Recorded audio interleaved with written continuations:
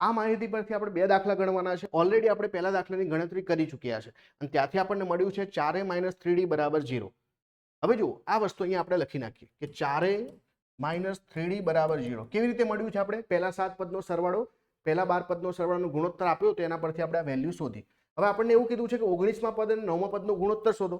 19મું પદ એટલે કે a + 18d અને 9મું પદ એટલે કે a + 9d. કેમ? n-1 આવે ને એટલે એક ઓછો કર્યો આપણે. હવે જુઓ આ વેલ્યુ છે આપણી પાસે 4a = 3d. એનો મતલબ થશે a/d = 3/4 થઈ જશે. આ વેલ્યુ આપણે પુટ ડાઉન કરીએ. a ને બદલે 3 મૂકીએ, d ને બદલે 4 મૂકીએ.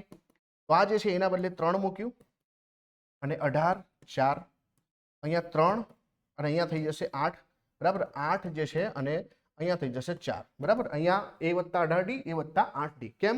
આ 19મું પદ, આ 9મું પદ, એક એક ઓછો. હવે જુઓ 3 18 × 72 3 8 × 32 તો 75/35 થાય. પાંચે ભાગ ચલાવીએ તો કેટલાય ચાલશે ભાઈ? 15 × 5 = 75 ચાલશે અને 7 × 5 = 35 ચાલશે. તો જવાબ આવી ગયો આપણે 15/7. તો આ જે કેલ્ક્યુલેશન છે ને આપણે આગલા દાખલામાં કર્યું છે એટલે ફરીથી રિપીટ નથી કર્યું.